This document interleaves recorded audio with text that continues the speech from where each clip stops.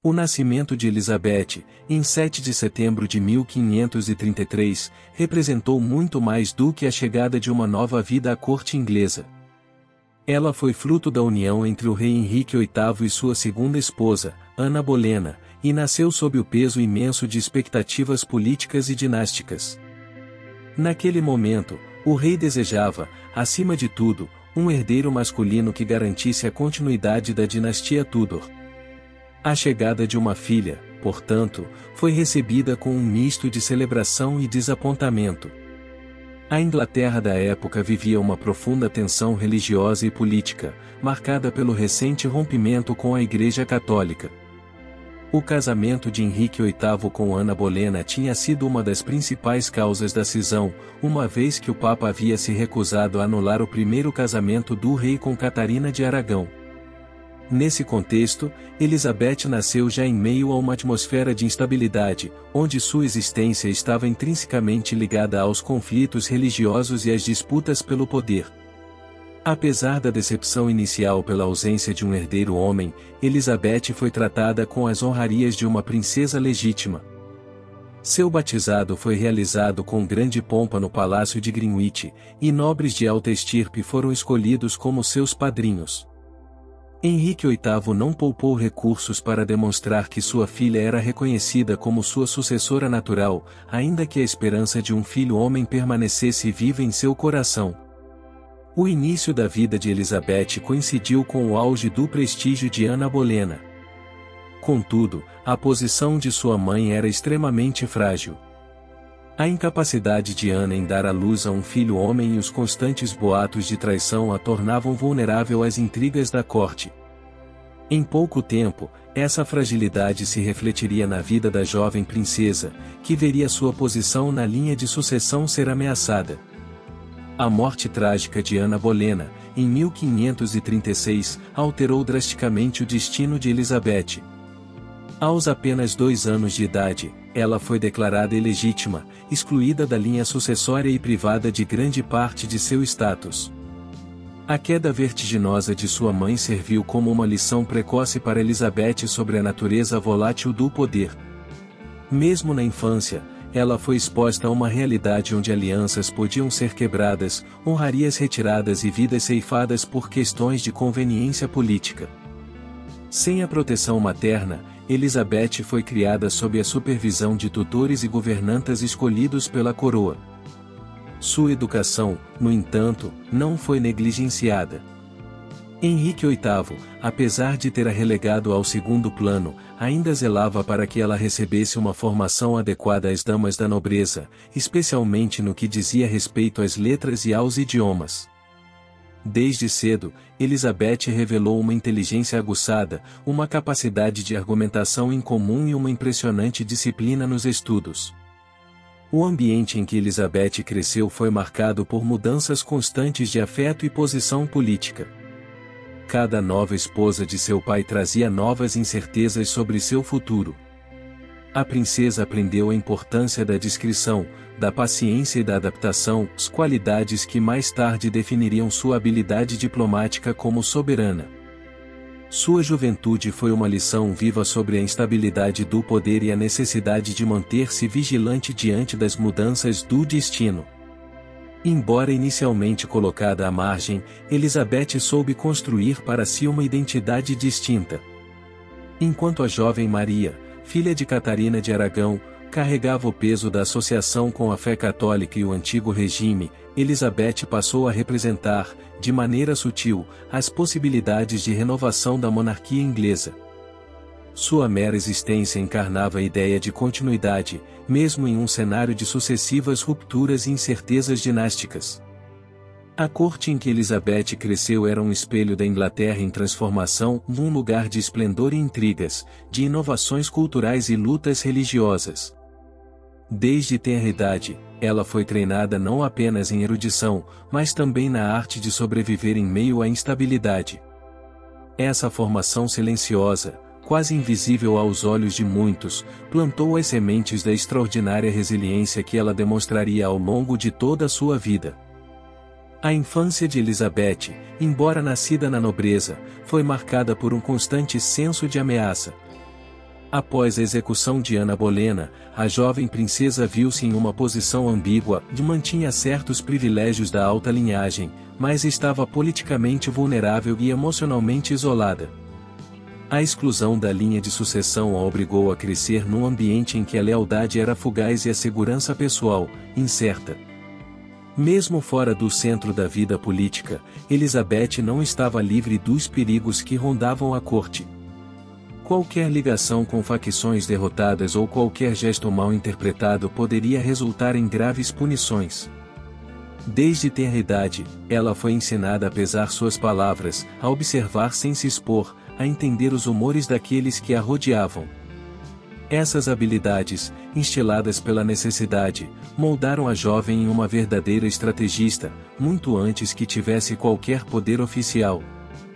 Os anos sob a tutela de novas madrastas, como Catarina Parr, ofereceram momentos de relativa estabilidade, mas também de aprendizado cuidadoso. Catarina, a sexta e última esposa de Henrique VIII, favorecia a educação das filhas do rei, promovendo um ambiente intelectual e moralmente rigoroso. Elizabeth mergulhou nos estudos clássicos, na teologia e nas línguas estrangeiras, consolidando a formação que seria sua marca registrada na vida adulta. Além do estudo, a jovem teve de aprender a navegar pela complexidade emocional da corte. As relações com seus meio-irmãos, principalmente Maria e Eduardo, eram politicamente sensíveis. Embora compartilhassem laços de sangue, as diferenças religiosas e as disputas dinásticas fermentavam rivalidades latentes. Elizabeth, ciente da fragilidade de sua posição, evitava confrontos diretos, preferindo a neutralidade sempre que possível. A Torre de Londres, símbolo de poder e prisão, assombrava silenciosamente sua juventude. Desde pequena, Elizabeth sabia que a torre não era apenas o local de cerimônias régias, mas também o destino comum daqueles que caíam em desgraça. A lembrança da prisão de sua mãe ali, antes da execução, e o contínuo desfile de traidores, rebeldes e desafortunados pelos portões da fortaleza serviam como um sombrio lembrete do que estava em jogo na vida política inglesa. Essa consciência precoce do perigo moldou a maneira como Elizabeth via a autoridade. Para ela, poder e vulnerabilidade eram duas faces da mesma moeda.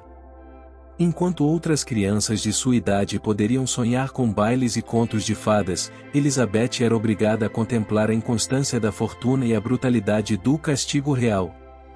Essa educação pela adversidade fez dela uma observadora perspicaz e uma defensora ferrenha da prudência. Com a morte de Henrique VIII em 1547, Elizabeth tinha apenas 13 anos. A morte do rei abriu uma nova fase de riscos. Seu meio-irmão Eduardo VI, agora rei, era ainda uma criança e o governo foi entregue a regentes ambiciosos e facções em disputa. A posição de Elizabeth tornou-se ainda mais delicada, qualquer aliança errada poderia ser interpretada como traição, qualquer manifestação de opinião poderia ser vista como desafio. A convivência breve, mas intensa, com Thomas Seymour, cunhado de Eduardo VI, ilustra bem os perigos que rondavam a adolescência de Elizabeth.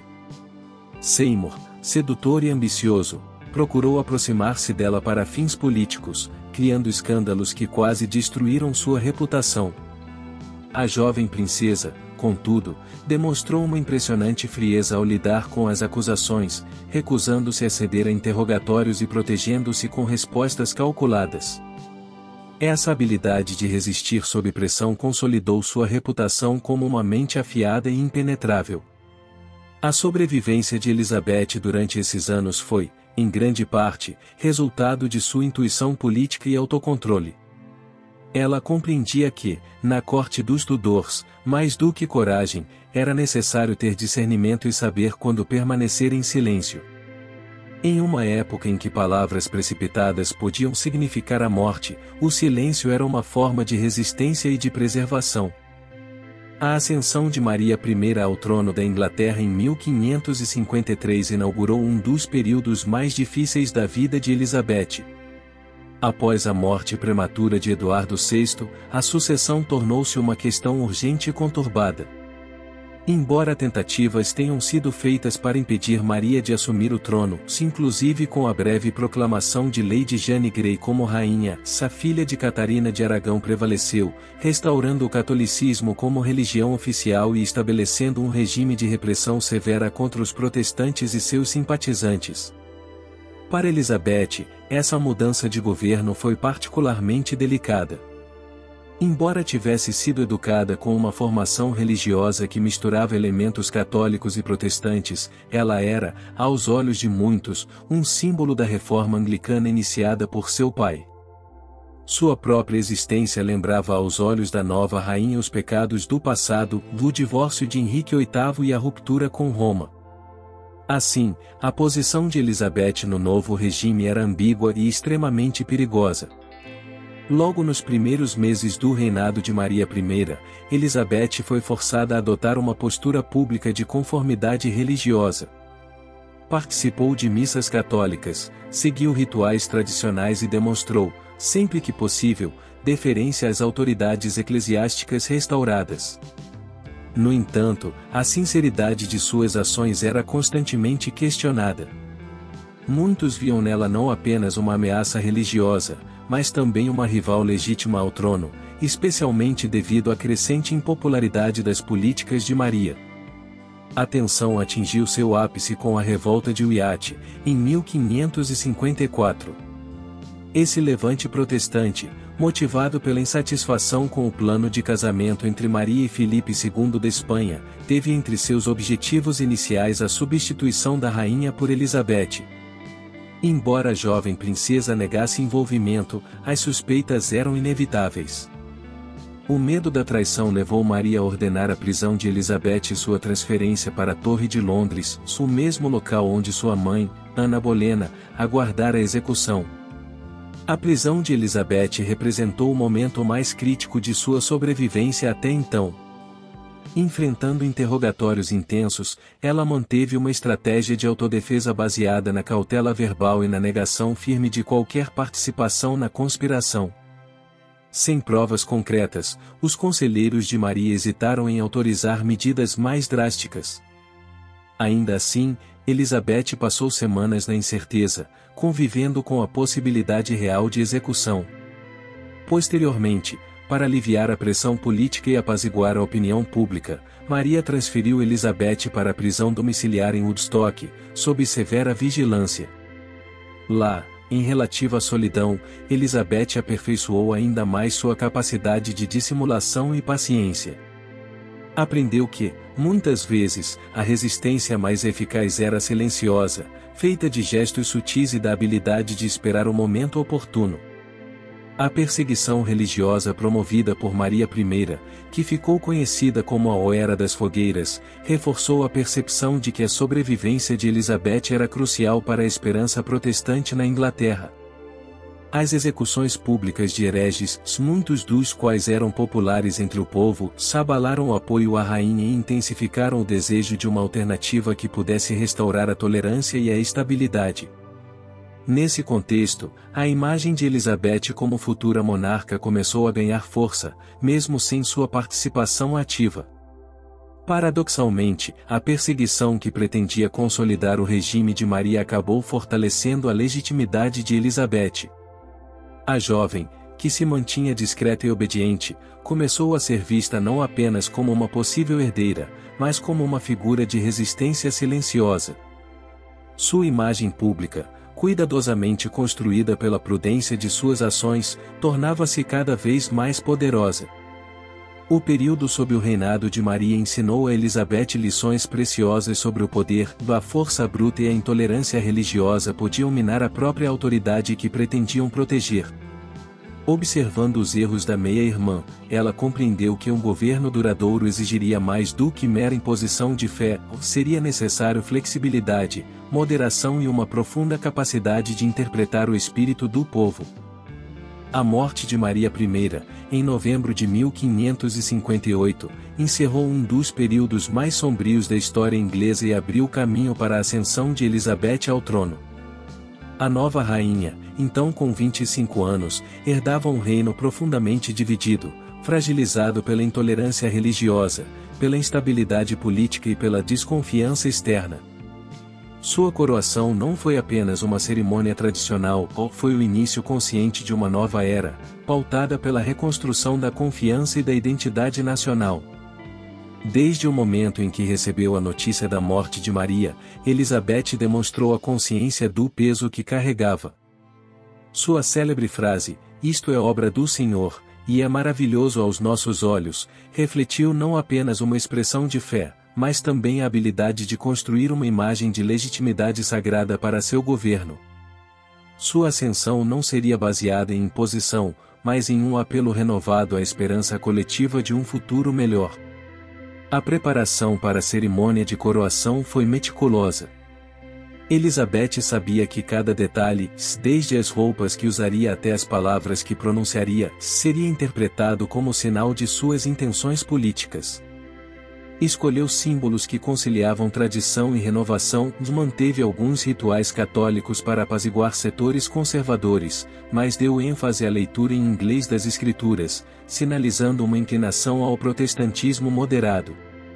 A coroação, realizada em 15 de janeiro de 1559, na Abadia de Westminster, foi carregada de significado político e espiritual. Ao aceitar ser ungida pelos ritos tradicionais, Elizabeth reforçou sua legitimidade aos olhos dos que ainda duvidavam de sua sucessão. Contudo, sua postura durante a cerimônia, confiante, serena e majestosa, transmitia uma mensagem de autoridade pessoal inquestionável, rompendo com a imagem de fraqueza que muitos esperavam de uma mulher no trono. A escolha do arcebispo para a cerimônia também foi política. Owen Oglethorpe, bispo de Carlisle, realizou a unção, mas a resistência do clero mais conservador em celebrar o serviço na língua vernácula já prenunciava os conflitos que Elizabeth teria de administrar. Demonstrando sua conhecida habilidade diplomática, ela permitiu a realização do ritual conforme as tradições, mas, posteriormente, reformularia o culto anglicano de modo a torná-lo mais aceitável às diferentes facções religiosas. Em meio às festividades, Elizabeth percorreu Londres em uma procissão triunfal. Sua interação direta com o povo, aceitando flores, respondendo sorrisos e mostrando-se acessível, foi um gesto político calculado. A nova rainha entendia que sua força residiria, em grande parte, no apoio popular.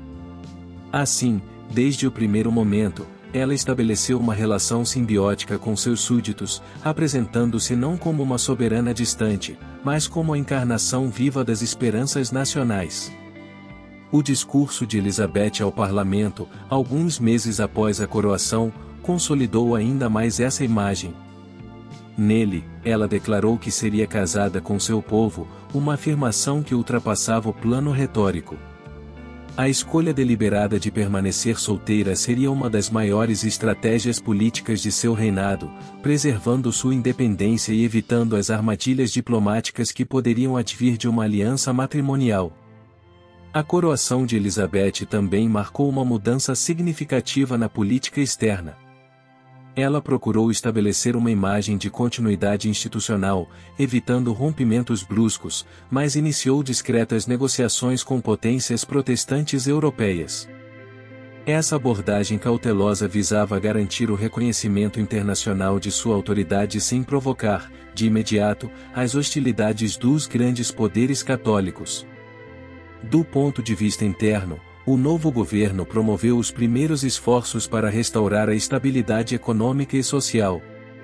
A moeda, desvalorizada pelos gastos anteriores, começou a ser reformada, medidas contra a inflação e incentivos ao comércio foram tomados, estabelecendo as bases para o renascimento econômico que caracterizaria os anos posteriores. Elizabeth mostrava, desde o início, que sua prioridade seria restaurar a força do Estado.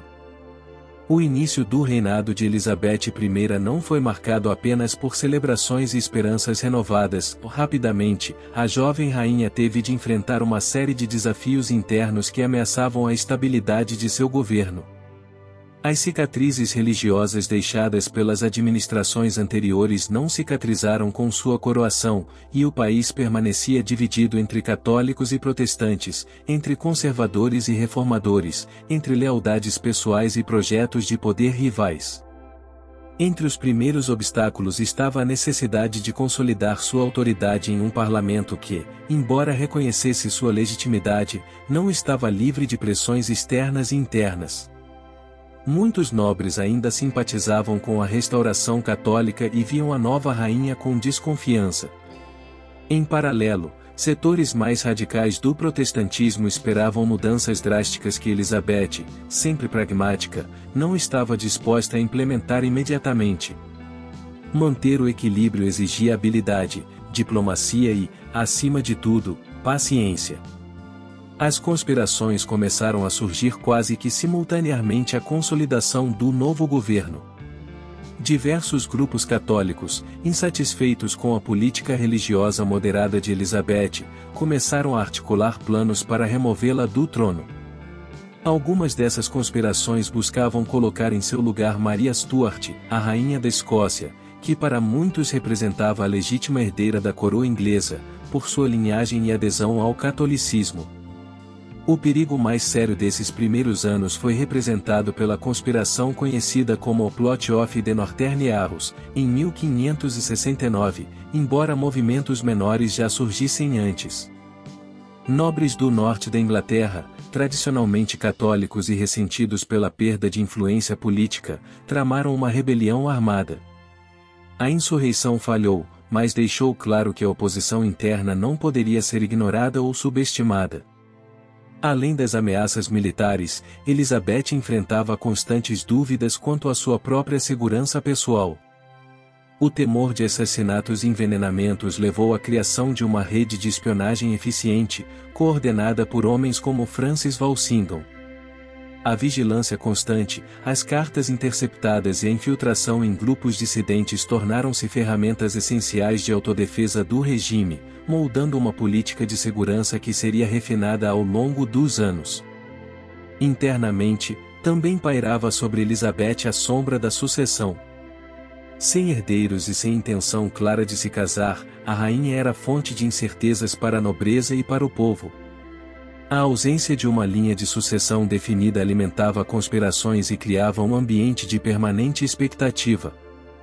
Elizabeth, no entanto, preferia manter essa indefinição como uma estratégia de controle, e enquanto todos esperassem por sua decisão, ela preservava seu poder sobre facções rivais. O relacionamento com o clero, embora inicialmente cooperativo, também se revelou complicado. A Igreja da Inglaterra, reformada sob sua liderança, buscava uma identidade própria, mas enfrentava pressões tanto de católicos clandestinos quanto de puritanos que exigiam reformas mais profundas. Elizabeth, que prezava pela ordem e pela estabilidade, resistia a extremismos de qualquer lado, o que lhe rendeu críticas de setores religiosos mais intransigentes. Apesar dos problemas, Elizabeth mostrou-se capaz de usar as dificuldades a seu favor. Através de uma política de nomeações cuidadosas, ela manteve a lealdade de ministros-chave e recompensou a fidelidade com títulos e propriedades. Sua habilidade de dividir seus opositores, de alternar entre severidade e clemência conforme necessário, foi fundamental para neutralizar ameaças sem mergulhar o país em uma nova guerra civil. As dúvidas quanto à firmeza de seu governo, tão comuns nos primeiros anos, começaram gradualmente a se dissipar. Cada conspiração frustrada, cada rebelião sufocada, reforçava a percepção de que Elizabeth não era uma monarca frágil ou manipulável, mas uma soberana astuta e resiliente.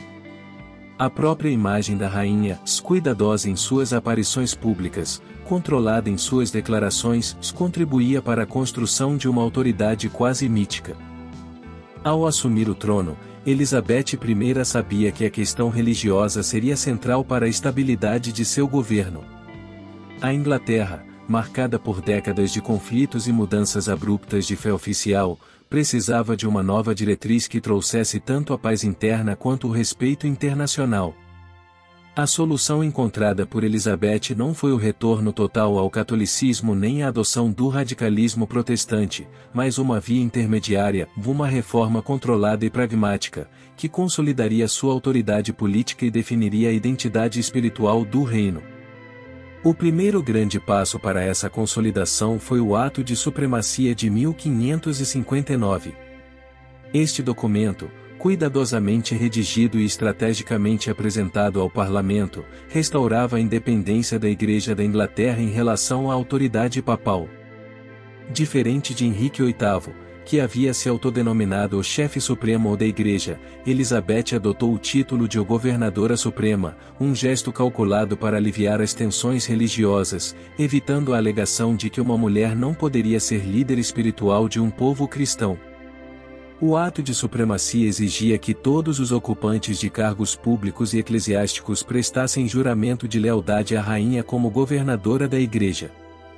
Essa exigência serviu como um teste de fidelidade e uma ferramenta para a eliminação gradual dos opositores mais ferrenhos.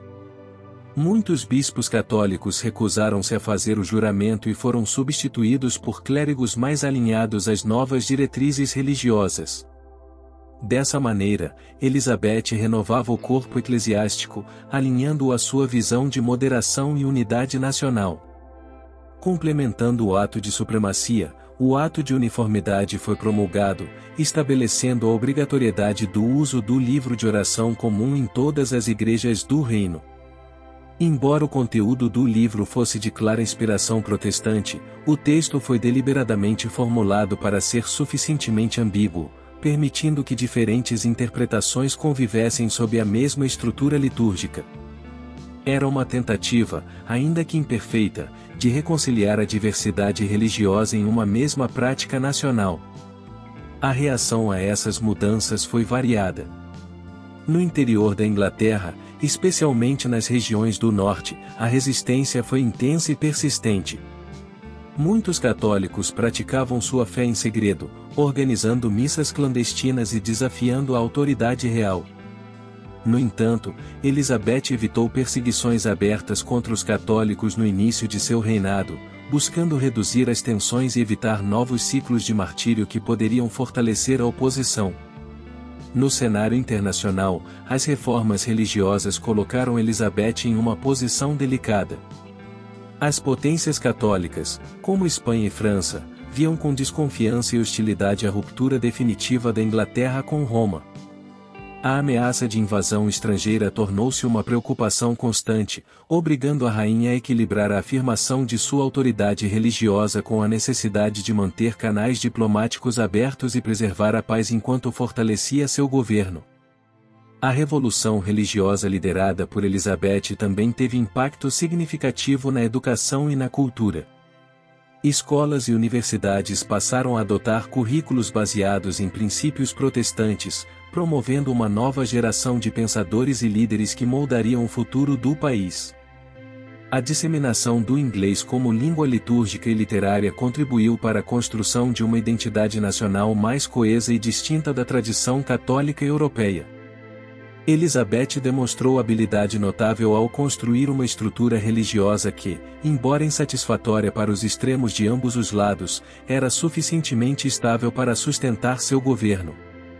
Sua política de não perguntar, não perseguir ou permitia certa liberdade de consciência privada, desde que a lealdade pública à coroa fosse mantida. Essa abordagem, mais prática do que ideológica, mostrou-se eficaz em reduzir as tensões sociais sem recorrer ao extremismo. A criação da Igreja Anglicana sob Elizabeth não foi apenas uma decisão religiosa, mas um projeto político de longo alcance. Ao se posicionar como a guardiã da fé nacional, a rainha reforçava sua legitimidade e a soberania inglesa frente às pretensões papais e às ameaças externas.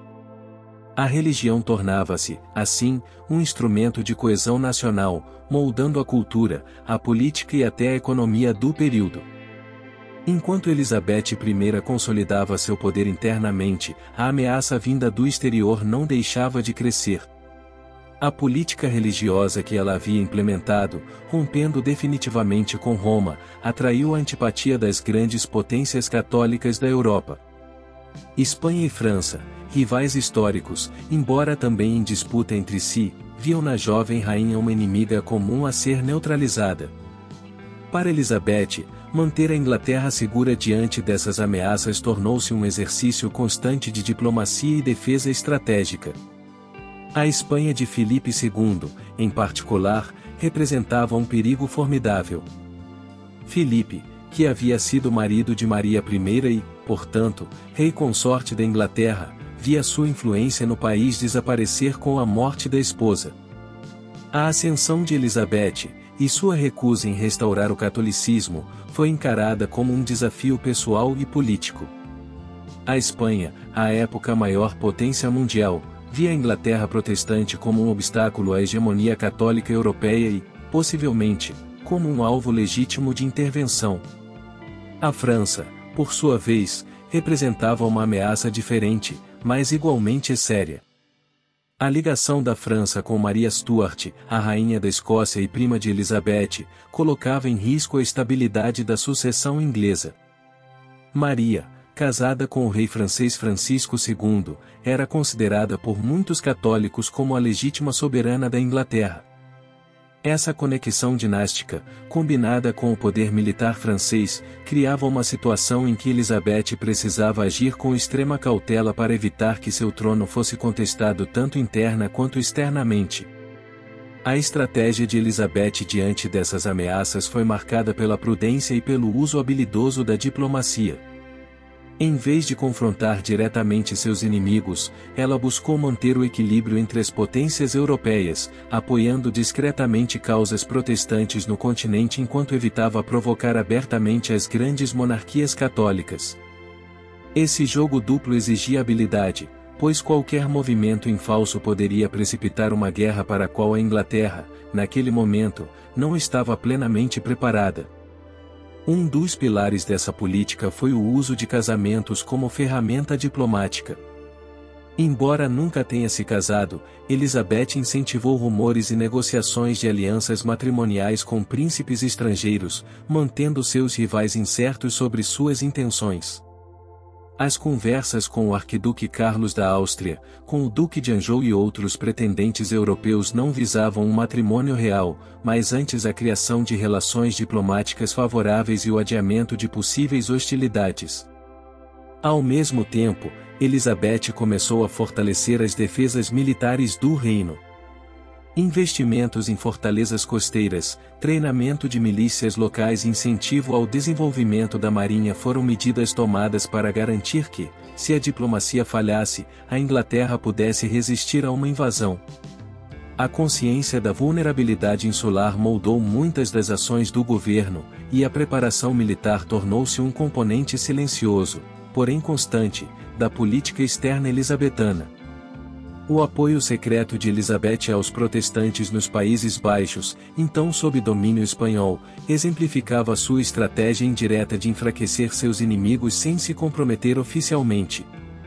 Mercadores, corsários e agentes secretos agiam em nome da coroa inglesa, promovendo a resistência contra Filipe II enquanto Londres mantinha, na superfície, uma postura de neutralidade. Essa guerra não declarada, travada nos bastidores, prepararia o terreno para conflitos mais abertos no futuro. Outro aspecto relevante foi a utilização da propaganda para moldar a percepção da Inglaterra no exterior. Elizabeth investiu na construção de uma imagem de si mesma como defensora da liberdade religiosa e da autodeterminação dos povos. Essa narrativa buscava conquistar simpatizantes entre os estados protestantes e até entre setores católicos moderados descontentes com o autoritarismo espanhol e francês. Apesar de seus esforços, o risco de guerra permaneceu latente durante boa parte de seu reinado.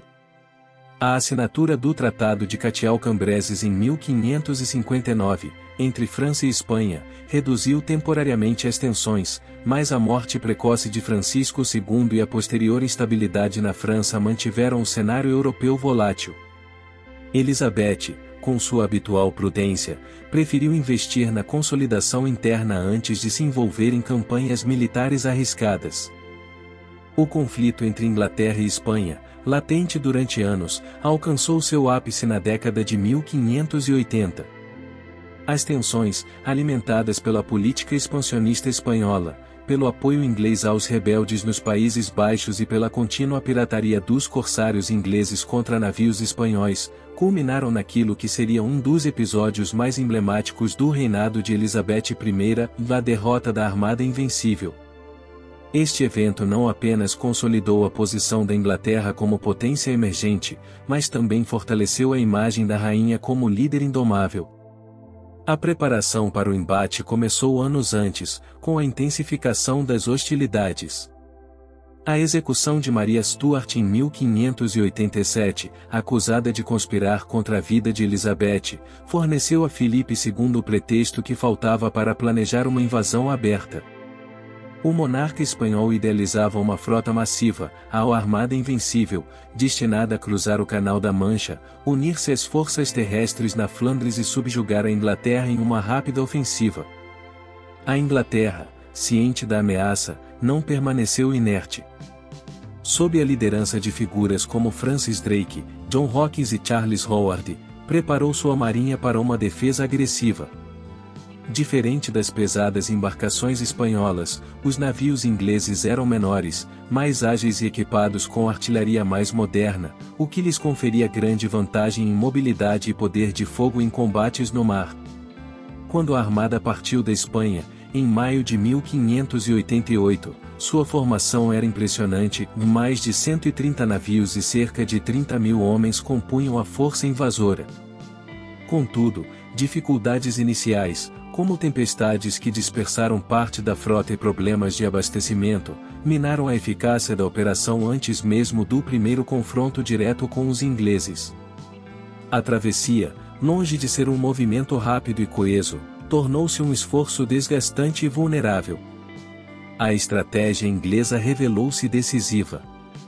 Em confrontos como a Batalha de Gravelines, os ingleses utilizaram navios incendiários ou embarcações carregadas de materiais combustíveis e lançadas contra a frota ancorada para causar pânico e dispersão entre os espanhóis. Esse ataque forçou a armada a romper sua formação defensiva, expondo suas embarcações ao fogo devastador da artilharia inglesa. A habilidade dos comandantes navais ingleses foi amplamente responsável pelo sucesso. Em vez de buscar abordagens corpo a corpo, como era tradicional nos combates navais da época, optaram por manter distância e destruir os navios inimigos com canhões, aproveitando a superioridade de sua tecnologia naval. Essa tática moderna demonstrou a eficácia de uma marinha bem treinada e equipada, inaugurando uma nova era para o poder marítimo. Derrotada, a armada tentou retornar à Espanha contornando as ilhas britânicas pelo norte. As tempestades, no entanto, completaram o trabalho iniciado pelos ingleses. Muitas embarcações naufragaram nas costas da Escócia e da Irlanda, e apenas uma fração da frota original conseguiu chegar de volta à Espanha. A perda humana e material foi catastrófica, marcando o declínio do poder naval espanhol e o início da ascensão inglesa nos mares. A vitória contra a Armada Invencível teve enorme impacto na política interna e externa. Dentro da Inglaterra, o triunfo foi celebrado como um sinal da proteção divina sobre a rainha e seu povo.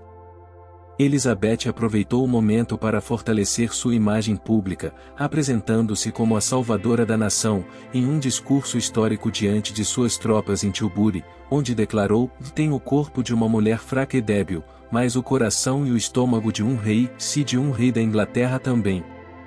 No cenário internacional, o fracasso da armada desestabilizou o prestígio da Espanha e encorajou outros inimigos de Filipe II.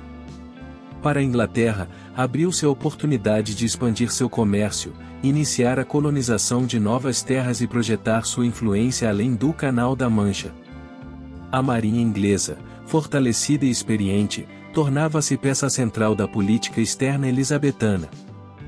O reinado de Elizabeth I não ficou marcado apenas por suas vitórias políticas e militares, mas também por um florescimento cultural sem precedentes na história da Inglaterra.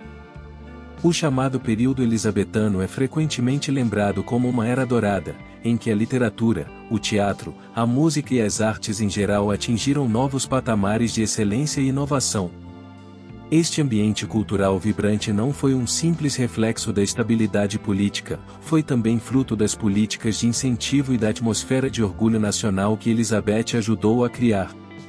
A literatura inglesa, durante essa época, conheceu autores de talento extraordinário, cujas obras definiriam não apenas o espírito de seu tempo, mas também a tradição literária ocidental.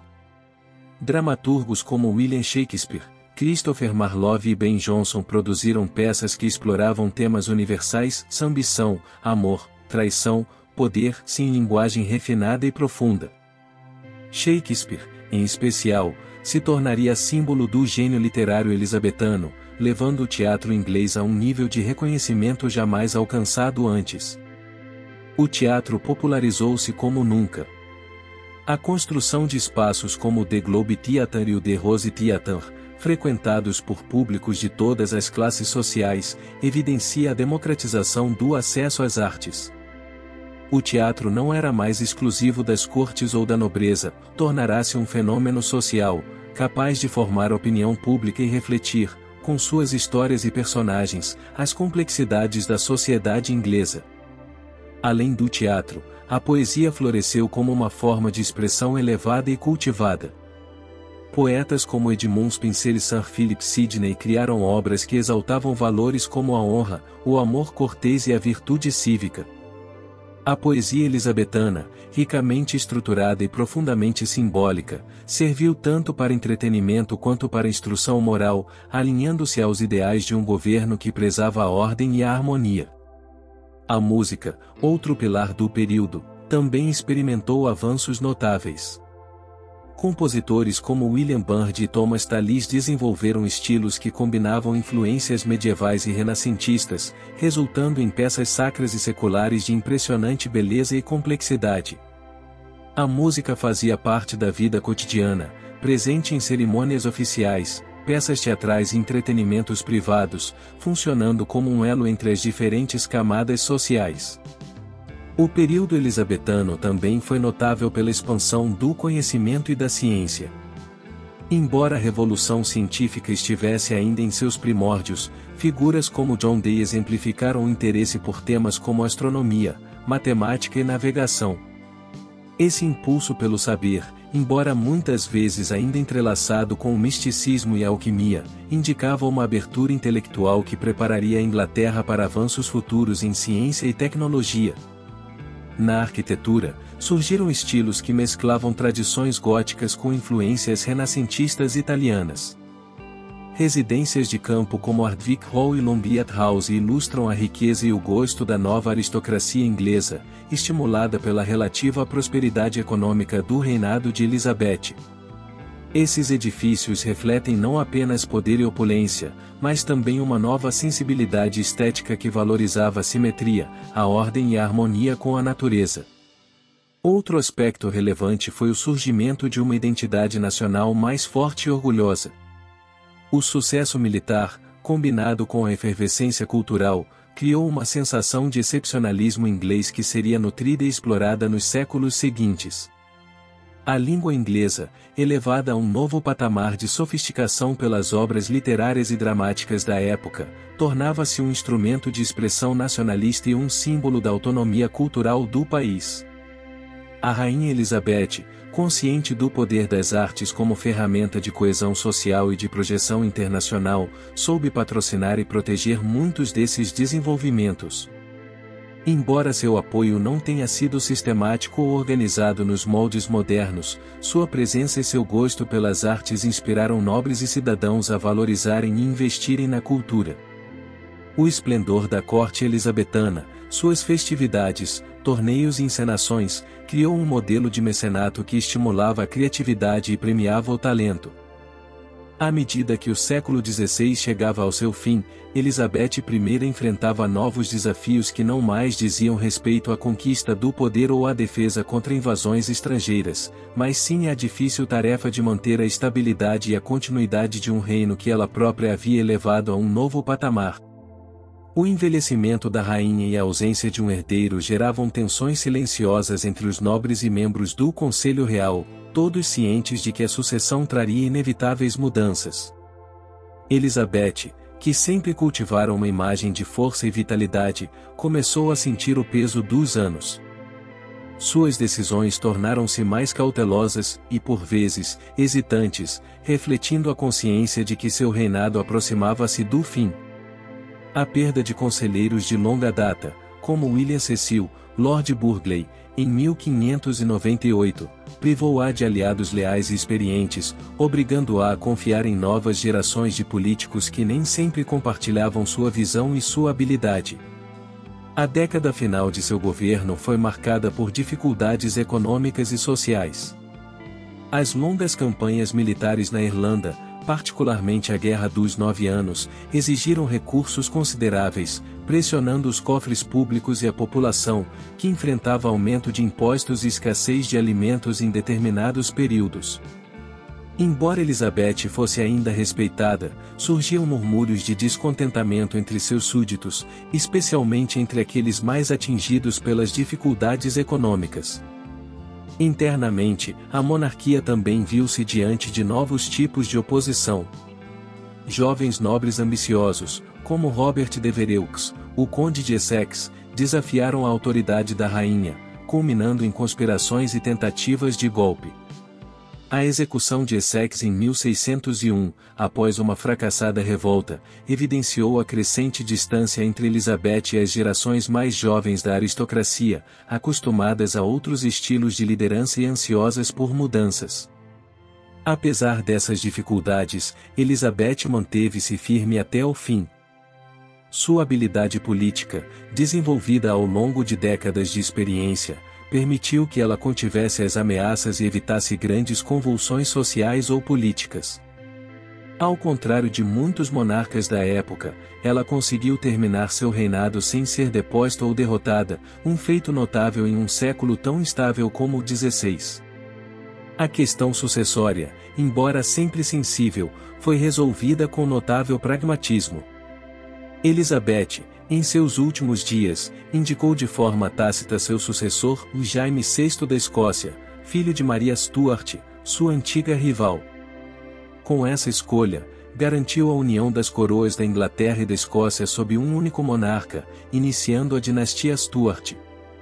Essa transição relativamente pacífica evitou guerras civis ou disputas abertas, preservando os frutos da estabilidade conquistada durante seu longo governo. O falecimento de Elizabeth, em 24 de março de 1603, causou profunda comoção entre seus súditos. Embora seu governo tivesse enfrentado crises e contradições, a figura da Rainha Virgem o havia se tornado símbolo da identidade nacional. O luto pela sua morte foi sincero e generalizado, refletindo a gratidão e o reconhecimento de um povo que, sob seu comando, transformará-se de nação periférica em potência europeia emergente. O legado de Elizabeth I moldou profundamente a história da Inglaterra. Sua habilidade em equilibrar forças políticas, religiosas e internacionais assegurou a continuidade de uma monarquia forte e independente. Sua promoção das artes, da expansão marítima e do sentimento nacionalista lançou as bases para o que viria a ser o Império Britânico e a Revolução Cultural Inglesa nos séculos seguintes. O início da Era Jacobina, com Jaime I, trouxe novas expectativas e desafios. No entanto, a transição só foi possível graças à solidez das instituições e à autoridade monárquica reforçada durante o reinado de Elizabeth. Seu governo, ao mesmo tempo pragmático e visionário, criou uma herança que inspiraria gerações futuras e garantiria à Inglaterra um papel central na história do mundo moderno. Assim, o fim do reinado de Elizabeth I não representou apenas a morte de uma monarca, mas o encerramento de uma época gloriosa e o início de uma nova era. Sua memória permaneceria viva, não apenas nos livros de história, mas também no imaginário popular, como símbolo de sabedoria, coragem e liderança em tempos de transformação e incerteza.